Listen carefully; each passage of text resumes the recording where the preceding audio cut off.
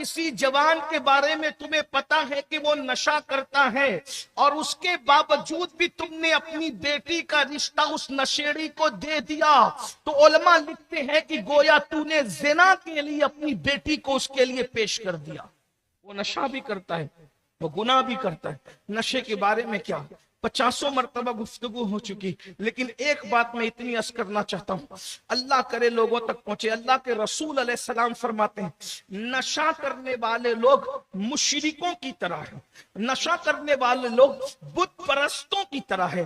اللہ کے رسول صلی اللہ علیہ وآلہ وسلم نے فرمایا نشیڑی بیمار پڑے تو عیادت نہ کرو، نشیڑی اگر رشتہ مانگے تو اپنی بیٹی کا رشتہ اس کو نہ دو۔ علماء فرماتے ہیں اللہ اکبر، علماء اپنی کتب میں لکھتے ہیں اگر جس کے بارے میں پتا ہو کہ یہ نشہ کرتا ہے اس کا سماجی بائیکاٹ ہونا چاہیے، اس کو بیٹی نہیں دینا چاہیے، بیمار پڑے تو اس بدبخت کی عیادت نہیں کرنا چاہیے۔ کیوں؟ اس لیے کہ دوسروں کو عبرت ہو۔ یہ بات بار بار بیان کی گئی، لیکن میں تو حیران ہوں اس پر بھی کہ اللہ کے رسول علیہ السلام نے تو یہاں تک فرمایا نشہ کرنے والے اگر اس حالت میں تمہارے پاس آئے کہ تم کہیں بیٹھے ہو تو ان کو جگہ مت دو۔ نشہ کرنے یہ نشہ کرتا ہے، جگہ مت دو، کتنا بھی معزز بنتا ہو، کتنا بھی عزت دار بنتا ہو، کتنا بھی لوگوں کے درمیان مالدار ہو، یہ ہو وہ ہو، کیسا ہی ہو، آقا فرماتے ہیں اس کو اپنے درمیان جگہ مت دو۔ اگر نشیڑیوں کو تم نے اپنے درمیان جگہ دی تو اللہ قیامت کے دن تم کو اندھا اٹھائے گا۔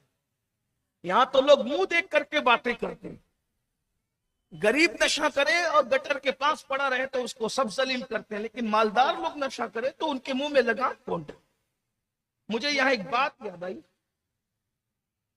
امت پر ظالم حکمراں اس وقت تک مسلط نہیں ہوتے جب تک امت کے لوگ امر بالمعروف اور نہی عن المنکر یعنی نیکی کا حکم دینا اور بری باتوں سے منع کرنا، جب تک کہ یہ دو کام لوگ کرتے رہتے ہیں اس وقت تک کہ اس امت پر یا کسی بھی امت پر ظالم حکمراں مسلط نہیں ہوتا۔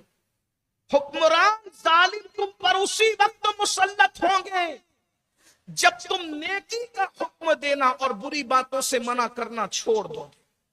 آج دیکھ لیں نماز اکثر لوگ پڑھ رہے ہیں لیکن ان کی نمازیں ان کے منہ پہ ماری جائے گی کیونکہ یہ نیکی کا حکم نہیں دیتے اور برائی سے منع نہیں کرتے۔ زکات بھی بہت سے لوگ دے رہے ہیں کیونکہ یہ منزل بڑی دشوار ہے، نیکی کا حکم دینا۔ انبیاء کو اسی لیے بھیجا گیا تاکہ وہ نیکی کا حکم دے اور برائی سے منع کرے۔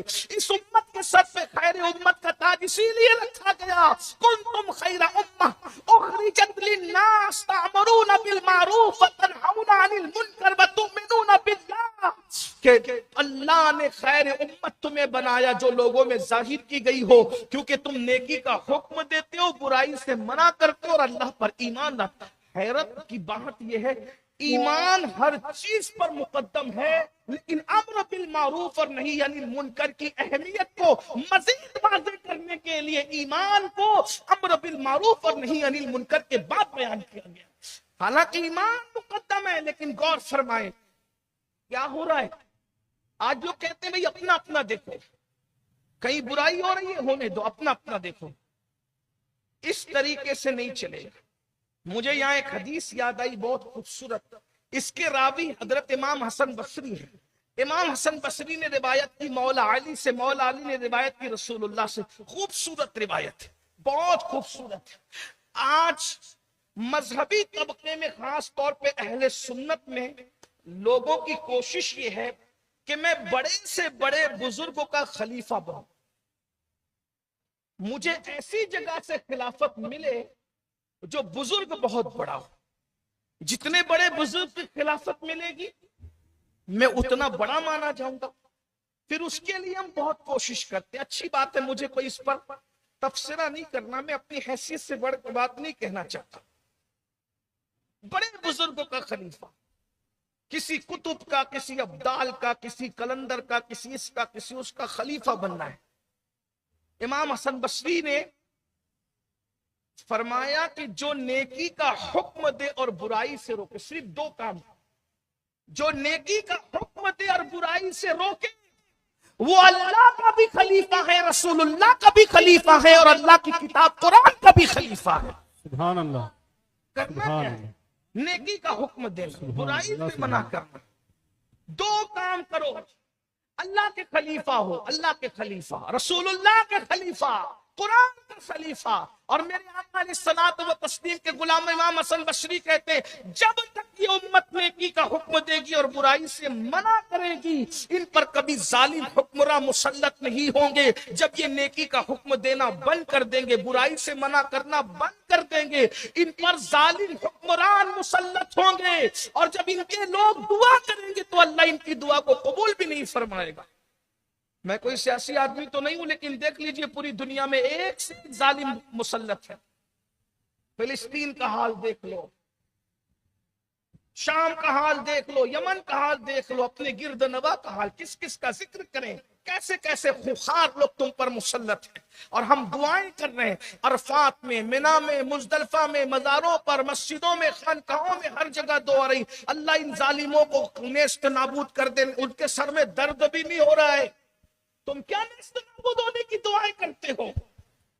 اور نیست نابود ہونے کی یہ ذرا اس وقت تک بھی اس امت کو کام نہیں آئے گی جب تک کہ شرابی کا ہاتھ پکڑنے کی جرت نہ پیدا کرو، جب تک کہ جواریوں کا ہاتھ پکڑنے کی جرت نہ پیدا کرو، جب تک کہ زانیوں کا ہاتھ پکڑنے کی جرت نہ پیدا کرو، جب تک کہ قوم پر ظلم کرنے والوں کا ہاتھ پکڑنے کی جرت نہ پیدا کرو۔ خدا کی عزت کی قسم، دعائیں ان کی قبول ہوتی ہے جن کی شان یہ ہے نکل کر خانقاہوں سے ادا کر رسم شبیری۔ ہمارے یہاں تو سب کچھ ہے، رسم شبیری نہیں ہے۔ غریب جرم کرے تو پورا محلہ کھڑا ہوتا ہے، مالدار جرم کرے تو کون بات کرتا ہے؟ کون بات کرتا ہے؟ وہ روایت آپ نے بار بار سنی ہوگی، ایک بستی کو اللہ رب العزت نے پلٹنے کا حکم دیا، جبریل واپس آگے کہا اس میں تو ایک نیک ہے جو تیرا اللہ ہی اللہ کرتا ہے۔ اللہ نے کہا اس کو پہلے پلٹ دے، اس کو ہی پلٹ دے۔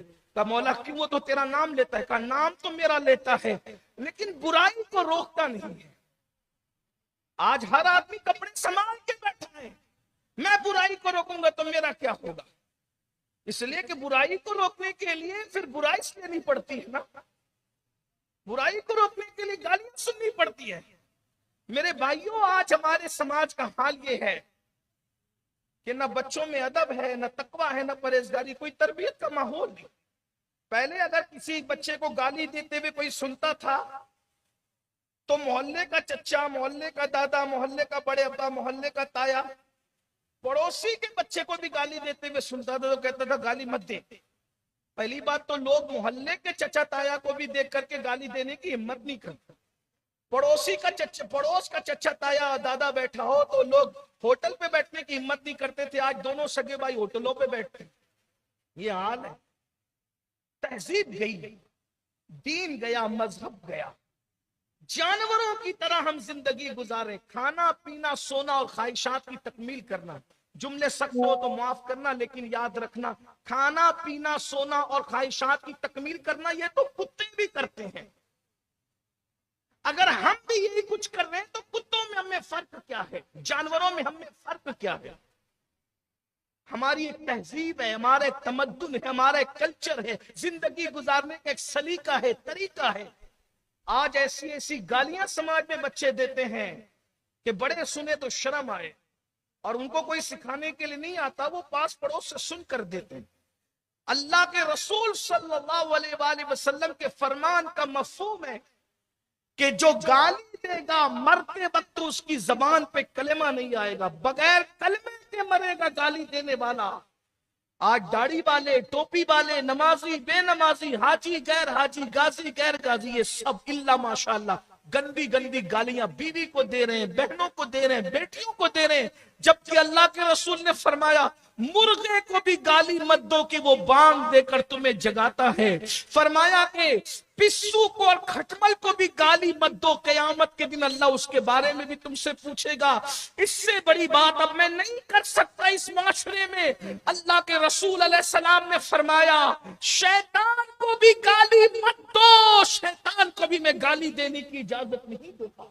جس مذہب میں شیطان کو گالی دینے کی اجازت نہیں ہے، اس مذہب میں لوگ اپنی بیوی کو گالی دیتے ہیں، اس مذہب میں لوگ اپنی بہن کو گالی دیتے، اپنے ماں باپ کو گالی دیتے۔ سوچو، گالی کی طرف جانے والوں، تمہیں پتا نہیں کہ گالی کتنا بڑا جرم ہے۔ گھر میں ماحول ہی ایسا بنا ہے، تربیت نہیں ہو رہی ہے، تربیت کا کوئی ماحول نہیں ہے۔ گالی دینے والوں تیار ہو جاؤ، مرنے کے وقت تمہاری زبانوں پہ کلمہ نہیں ہوگا، کیونکہ اللہ کے رسول نے فرمایا۔ صحابہ کرام نے پوچھا حضور ہم شیطان کو گالی نہ دیں؟ کہا فرمایا نہ دے گالی، شیطان کو گالی نہ دے۔ کیوں؟ کہا جب تم شیطان کو گالی دیتے ہو تو وہ پھولتا ہے، اتراتا ہے کہ دیکھو یہ میری وجہ سے اس کا نقصان ہو رہا ہے۔ بلکہ مومن کی شان یہ ہے کہ جب نقصان ہوتا ہے تو وہ شیطان کو برا بھلا کہنے کی بجائے اعوذ باللہ من الشیطان الرجیم پڑھتا ہے، گالی نہیں دیتا۔ میں کہتا ہوں کہ میری پوری تقریر سمجھ میں آئے نہ آئے، اس پہ غور کرو نہ کرو، میں نے آج بہت بڑی روایت پڑھی آپ کے سامنے۔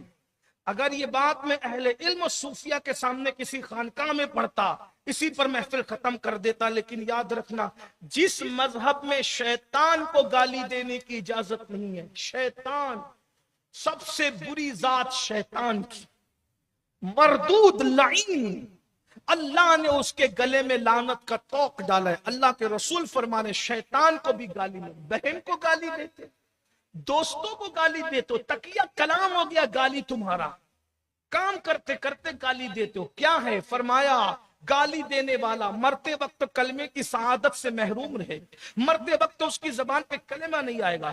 ایک بات یاد آ گئی، آگے بڑھانے سے پہلے بات عرض کروں، مجھے یاد آ رہے ہیں ہمارے مرشد حضور سیدی خواجہ بندہ نواز کے سدراز بلند پرواز قطب دکن، خواجہ بندہ نواز کے سدراز رحمت اللہ تعالی علیہ ایک بار دلی گئے ہوئے تھے۔ ان کے دوست تو بہت بڑے مفتی صاحب تھے، مفتی کا منصب بہت بڑا ہو، مفتی فقیہ، وہ حکیم بھی تھے۔